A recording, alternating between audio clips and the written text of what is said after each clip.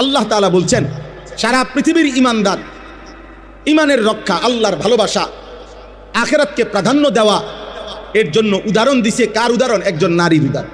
কার উদাহরণ বলেন না? নারীর উদাহরণ। সেই নারীটাকে, সেই নারীটা হলো ফেরাউনের স্ত্রী আসিয়া। ফেরাউনের স্ত্রী আসিয়া, ইমরাআতা ফিরাউন। ওয়াদরাবাল্লাহু মাসালাল লিল্লাযীনা আমানু ইমরাআতা ফিরাউন। পৃথিবীর সমস্ত ঈমানদারের জন্য আমি আল্লাহ উদাহরণ দিলাম ফেরাউনের স্ত্রী আসিয়া। কেন? আসিয়া এমন একজন মহিলা ছিল যেই মহিলার, একজন মহিলার জীবনে দুইটা জিনিস তার আনন্দের, সুখের বস্তু। এক নাম্বার হলো স্বামীর অর্থ সম্পদের কোনো কমতি নাই, এটা মহিলার একটা সুখের বিষয়, যে জামাইয়ের সম্পদের কোনো অভাব নাই। দুই নাম্বার, ভালোবাসার কোনো অভাব নাই। মানে আমার জামাই আমারে এত ভালোবাসে যে ওই আমাকেই ভালোবাসে খুব। মহিলা যদি এটা বুঝ পায়, মহিলা খুশি যে না, আমাকে পছন্দ করে আমার জামাই। আর হলো হিউজ পরিমাণ সম্পদ আছে।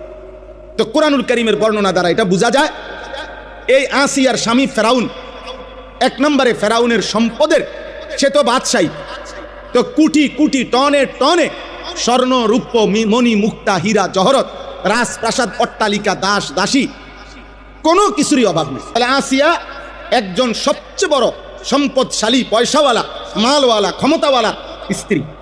দুই নাম্বার, কোরআনুল কারীমের মধ্যে আছে ওই মূসা আলাইহিস সালামের মা যখন বাক্সবন্দি করে ছোট্টবেলা নদীতে ভাসায় দিছে, তখন ফেরাউনের ঘাটে আইসা ভিড়ছে এই বাক্সটা যখন উঠাইছে তো খুলে দেখছে একটা ছোট বাচ্চা। এই বাচ্চা ফেরাউন, তাফসিরে আছে, প্রথম দৃষ্টিতেই ফেরাউন বুঝছে এটা তার শত্রুর ছেলে, বনি ইসরাইলের বাচ্চা। এটা এই যেই বাচ্চাকে খুঁজবার জন্য লক্ষের চাইতে বেশি বাচ্চাকে জবাই করে ফেলছে ফেরাউন তার বাহিনী দিয়া। ওই জ্যোতিষী বলছে বনি ইসরাইলের একটা বাচ্চা আপনার ক্ষমতা ছিনাইয়া নিবে, সেই বাচ্চাটাকে ঠেকানোর জন্য ছেলে ফেরাউন এই পর্যন্ত লক্ষের চাইতে বেশি বাচ্চা জবাই করে ফেলছে। ওই রকমই বাচ্চা এটা। কিন্তু স্ত্রী বলছে আসিয়া, আমি ওরে মারতে দিতাম, ওরে আমি পালবো। এ পালবে কইছে, রাজপ্রাসাদে জায়গা দিছে, নিজের বাড়িতে খাওয়াইছে, পড়াইছে, লোক রাখছে, সব কিছু। কেন? ওই বউয়ের মনে কষ্ট দেবে না। মানে স্ত্রীকে সে এতটাই ভালোবাসতো, স্ত্রীর ভালোবাসার সামনে সে তার রাজত্বকে পর্যন্ত চ্যালেঞ্জের মুখে পালাইছে, নিজের অস্তিত্বকে চ্যালেঞ্জের মুখে বুঝছে পোলা এটাই।